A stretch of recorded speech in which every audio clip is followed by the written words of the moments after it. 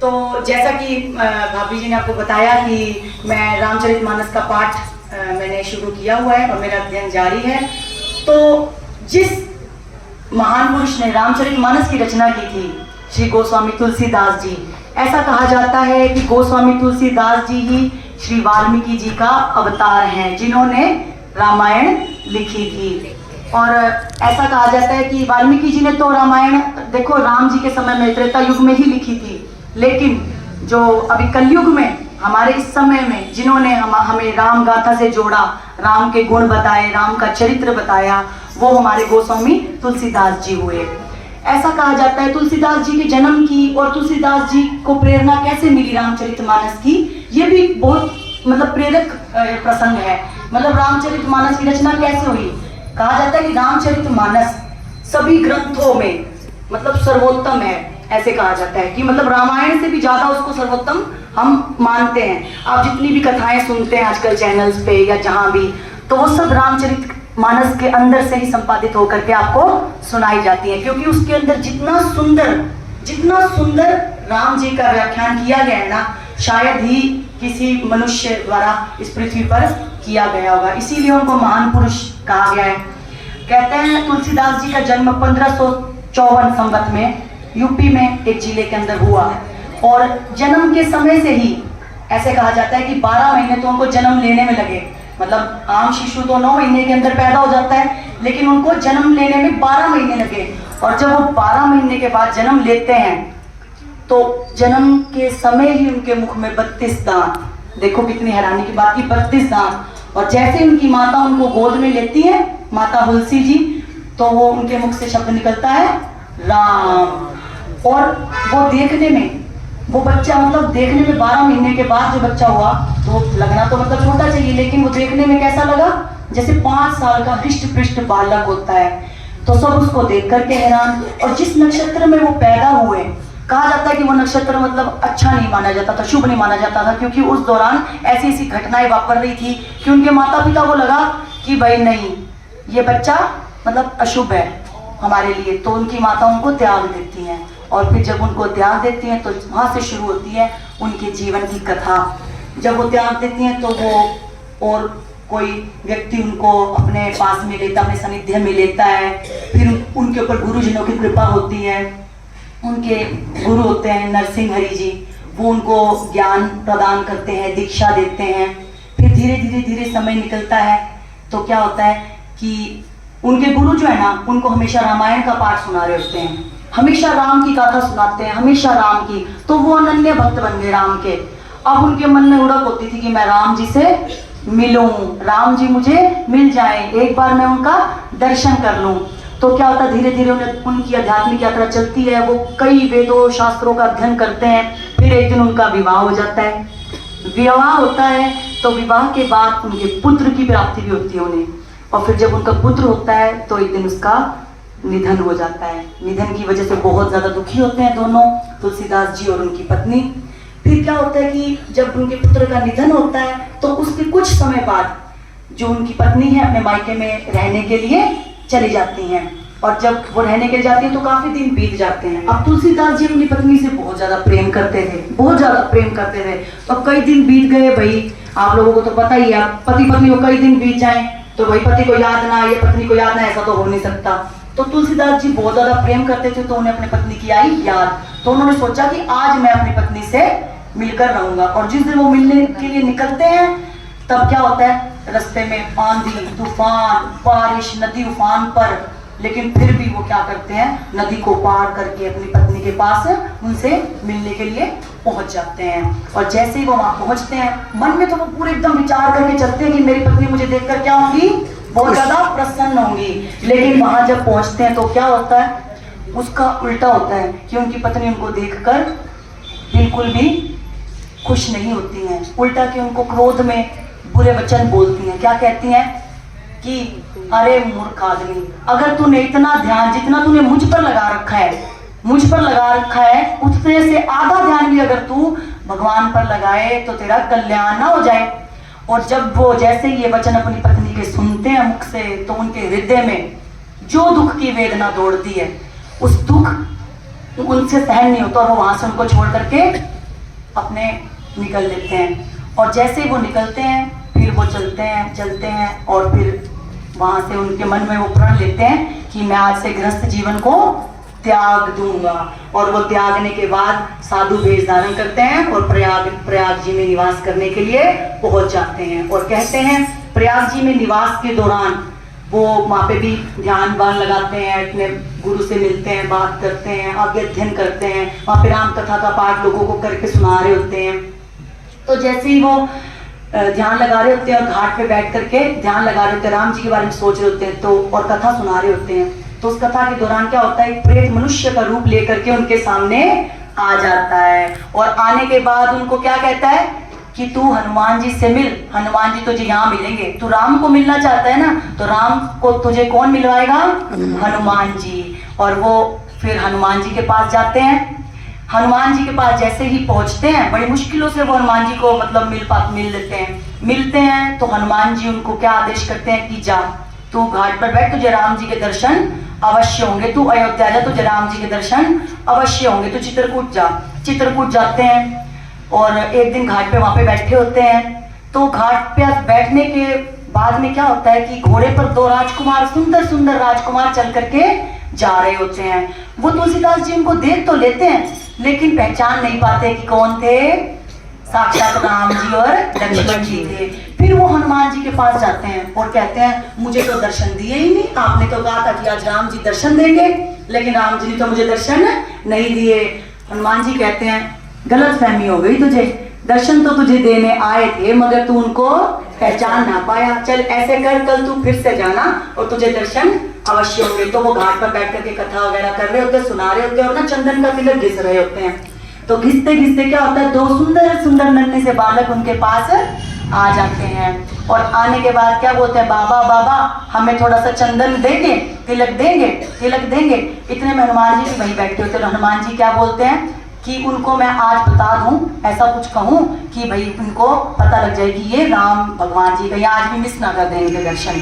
तो वो बोलते हैं चित्रकूट के घाट पे भई संतन की भीड़, चित्रकूट के घाट पे भई संतन की भीड़, तिलक घिसे तुलसीदास मांगे रे रघुवीर, मीरा मांगे रे रघुवीर। तो इस जैसे ही वो ये बोलते हैं हनुमान जी तो उनको समझ आता है कि ये तो राम जी, और राम जी को देखकर उनके अंदर जो उनके रोम रोम उठ जाते हैं, उनके अंदर प्रफुल्लन होता है खुशी का। तो वो खुश होते हैं इतने ज्यादा, और जैसे वो खुश हो रहे थे उनको कुछ नहीं पता कि सामने बैठे हैं। और राम जी वो बच्चा क्या करता है, तिलक को लेकर के पहले खुद के माथे पे लगा करके और फिर तुलसीदास जी के माथे पर लगा देता है। तो देखिए जब आप भक्ति मन से करते हैं ना, जब हम मन से नाम लेते हैं, प्रभु का नाम लेना भी, गुरु के सानिध्य में बैठना, गुरु के सानिध्य में रह करके प्रभु का नाम लेना बहुत बड़ी बात है। यही तुलसीदास ने किया, अपने गुरु के सानिध्य में बैठ करके वो राम कथा सुनते थे और राम के भक्त बने, तभी उनको राम के दर्शन प्राप्त हुए। तो आप लोगों के लिए भी यही सीढ़ी है कि राम के दर्शन या अपने भगवान के दर्शन करने हैं ना, तो गुरु जी के पास अवश्य बैठे, उनके वचनों को सुने और उनके वचनों को अमल में लाएं, अपने जीवन में उतारें, अपने जीवन के अंदर उनको अमल में लाएं। सुन करके घर जा करके सिर्फ बैठ जाना और नाम ले लेना ऊपरी तौर पे भगवान का, इससे कुछ नहीं मिलने वाला। जब तक आप गुरु के वचनों पर चलोगे नहीं, उनको अपने जीवन में उनका पारायण नहीं करोगे, तब तक आपको कुछ नहीं मिलने वाला। फिर कहते हैं कि जैसे ही वो दर्शन कर लेते हैं, बहुत खुश, अति प्रसन्न होते हैं, फिर वो घर चले जाते हैं। अब राम जी के दर्शन हो गए, हनुमान जी के दर्शन हो गए, और क्या चाहिए। अब वो अपनी दिनचर्या वही बिताते हुए फिर वो कहते हैं कि एक रात उनको सपने में एक रात उनको शिव भगवान आते हैं, साक्षात शिव भगवान आते हैं, और शिव भगवान उनको आदेश देते हैं कि जा तो अपनी भाषा के अंदर ना ऐसे कर, अपनी भाषा के अंदर तू जा करके अयोध्या जा करके अपनी भाषा के अंदर तू एक ग्रंथ लिख, जिसको मैं आशीर्वाद दूंगा, और मेरा ये आशीर्वाद उसके ऊपर होगा कि वो साम वेद जितना फलदायी होगा। मतलब कोई तुझे कह नहीं पाएगा कि भाई इसके अंदर क्या कुछ नहीं है। साम वेद जितना फलदायी ये तेरा जो तू ग्रंथ लिखेगा वो होगा। क्योंकि ना उससे पहले क्या होता है, जब स्वप्न में आते हैं शिव जी, उससे पहले तुलसीदास जी रोज संस्कृत में कुछ ना कुछ लिख रहे होते हैं, पद्य रचना कर रहे होते हैं। क्योंकि देखो संस्कृत में शास्त्र थे हमारे सभी, और उनको पढ़ करके मतलब विद्वान तो हो ही गए थे, तो वो लिखते थे। उन्होंने सोचा कि क्यों ना कुछ मैं भी रचना करूं, तो वो रोज लिखते, रोज वो रात को पद्य गायब हो जाते, रोज सुबह लिखते, रात को वो पद्य गायब हो जाते। अब वही 8-7 दिन ऐसे बीत गए। 8वें दिन फिर वो शिव उनके सपने में आते हैं और उनको आदेश देते हैं कि तुम अपनी भाषा में लिख। और उनकी भाषा कौन सी थी? अवधी, क्योंकि वो यूपी में रहते थे तो वहाँ अवधी बोली जाती थी। तो उन्होंने फिर अपनी अवधी बोली में उनको कहा गया था कि विकास जा करके रचना कर तू अयोध्या में। तो वहाँ अयोध्या वापस गए, वहाँ जा करके उन्होंने अपनी अवधी बोली के अंदर शास्त्र लिखना प्रारंभ किया। और जैसे ही रामचरितमानस वो लिखते हैं और जिस दिन वो शुरू करते हैं, यानी कि सन 1631 में, अब आप ये भी देखिए कि कितनी वो दिन कितना महान था। कहते हैं सन 1631 में जब श्री तुलसीदास जी ने राम कथा को लिखना, श्री रामचरितमानस को लिखना जब प्रारंभ किया, उस दिन संयोगवश वही योग था जो भगवान त्रेता युग में भगवान राम जी के जन्म दिवस के दिन था। भगवान राम जी जन्म लिया, वही योग उस दिन था त्रेता युग में, और वही योग 1631 संवत में बना जब उन्होंने श्री रामचरितमानस को लिखना प्रारंभ किया। अब ये भी देखो, आप पैदा हुए थे सन 1554 में और 1631 में लिख रहे हैं रामचरित मानस को। 77 वर्ष की उम्र कोई छोटी उम्र नहीं होती।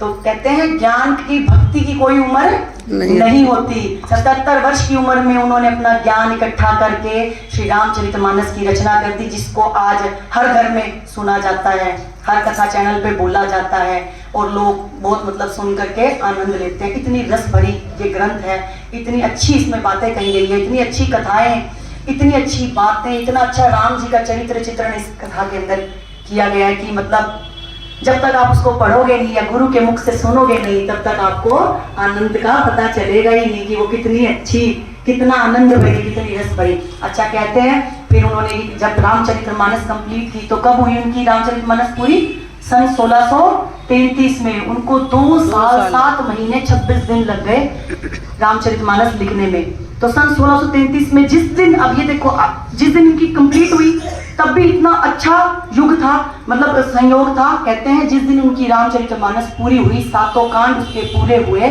उस दिन कौन सा दिन था? उस दिन वही योग था जब त्रेता युग में श्री राम जी का विवाह माता जानकी जी के साथ होता है। तो कितना शुभ दिन, देखो उस दिन उन्होंने 7 के 7 कांड पूरे कर दिए। जैसा कि अगर आपने रामचरितमानस पढ़ी होगी तो आपको पता होगा कि रामचरितमानस के अंदर 7 कांड हैं। बाल कांड, अयोध्या कांड, अरण्य कांड, किष्किंधा कांड, सुंदर कांड, लंका कांड और उत्तर कांड। इन सभी कांड के अंदर व्याख्या कर रखी है राम जी के जीवन की, उनके जन्म से लेकर उनके मृत्यु, उनके राज्य कैसे उन्होंने संभाला, कैसे राज चलाया अपना, वो सब की। और फिर कहते हैं कि जैसे ही उनका ये ग्रंथ पूरा हुआ, उस ग्रंथ को लेकर के वो काशी पहुंचे, क्योंकि देखो काशी से ही उनको भगवान शिव का आशीर्वाद प्राप्त होकर के वो आए थे और अयोध्या में आकर के उन्होंने वो लिखा था। अब वो काशी जाते हैं, बोलते हैं कि भाई मुझे शिव जी ने आदेश दिया था, तो क्यों ना मैं सबसे पहले महादेव जी को, विश्वनाथ जी को ही अपनी रामचरितमानस का पठन करके सुनाऊं। तो वो काशी विश्वनाथ मंदिर के अंदर जा करके वहां पर पाठ करते हैं और पार्वती माँ को और शिव जी को, साक्षात शिव जी को वो कथा अपनी रामचरितमानस पढ़ करके सुनाते हैं। और सुनाने के बाद क्या होता है कि रात को वो वही अपना रामचरितमानस को मंदिर के अंदर रख करके आ जाते हैं और फिर मंदिर में लग जाता है ताला।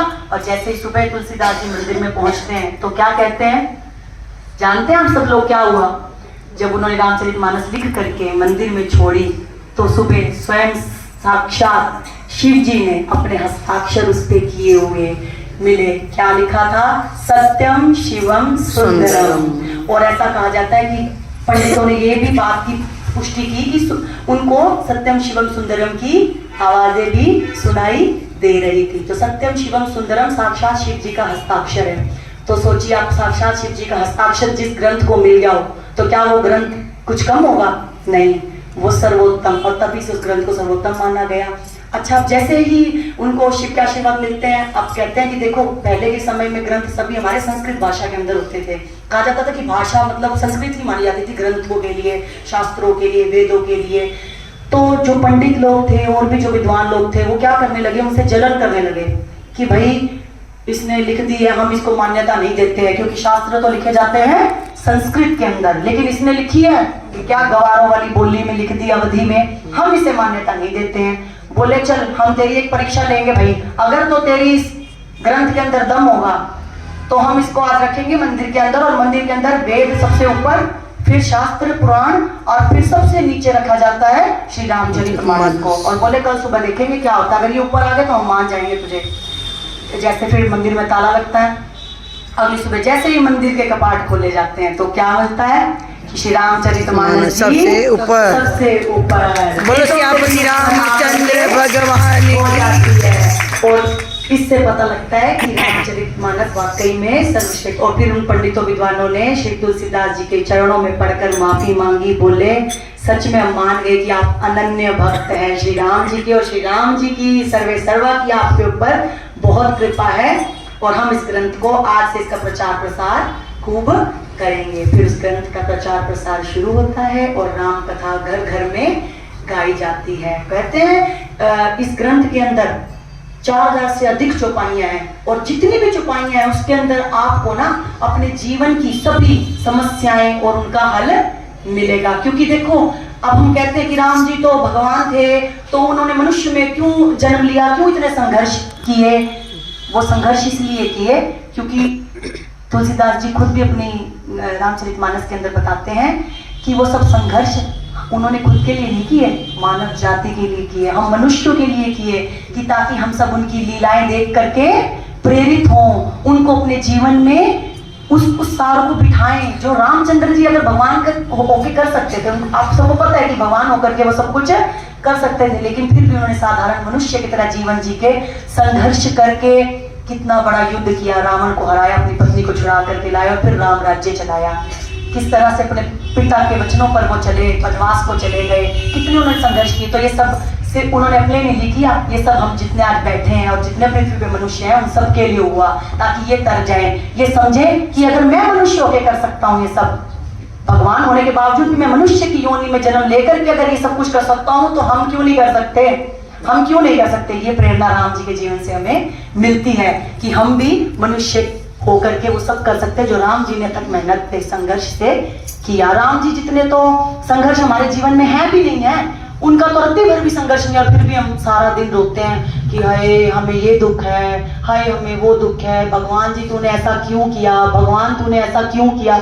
हमारे गुरु लोग हमें हमेशा बताते हैं कि भगवान को कभी कोसना नहीं चाहिए, क्योंकि भगवान कभी सुख दुख नहीं देता, सुख दुख सब आपकी रची हुई परिस्थितियों की वजह से आपको होता है। भगवान तो सबको सम्मान ही मानता है, कोई जाति भेद नहीं करता, कोई मतलब भेदभाव है ही नहीं भगवान के अंदर। तो अगर भेदभाव होता तो हम कोई ना अलग रचता, हम सबको सेम संरचना क्यों दी भगवान ने, एक जैसा क्यों बनाया, है ना। आदमियों को सभी को आदमियों जैसा बनाया, औरतों को सभी को औरत जैसा बनाया, तीसरा लिंग है जो उनको सभी को एक जैसा बनाया, जो जैसा है योनि में जैसा वैसा बनाया, है ना। तो जब भगवान भेद नहीं करते तो हम क्यों। तो इसीलिए रामचरितमानस हमें बहुत ज्यादा प्रेरणा देती है कि आप अपने गुरु के सानिध्य में बैठ करके राम कथा करें, राम का नाम लें। नाम की बहुत महिमा बताई गई है, गुरु नाम की बहुत महिमा बताई गई है रामचरितमानस के अंदर। कहते हैं कि गुरु के बिना आपका बेड़ा पार नहीं हो सकता। अगर गुरु चाहे, गुरु खुद स्वयं साक्षात राम है पृथ्वी पर। अगर आप आज के कलयुग में देखें तो गुरु जी स्वयं साक्षात राम है हमारे लिए पृथ्वी पर। अगर ये कहें तो हम भवसागर को पार लगा सकते हैं। इनके सानिध्य में बैठना बहुत जरूरी है, इनकी बातों को सुनना बहुत जरूरी है, इनके वचनों को मानना जीवन में बहुत ज्यादा जरूरी है। तो इसीलिए भक्ति करें, रामचरितमानस जैसे वेदों का, शास्त्रों का अध्ययन करें, अपने बच्चों को भी पढ़ाएं और खुद भी पढ़ें। तभी देखिए आपके मन से जो संशय है वो सब साफ होंगे और आप भक्ति के मार्ग पर और अच्छे से चल पाएंगे। धन्यवाद।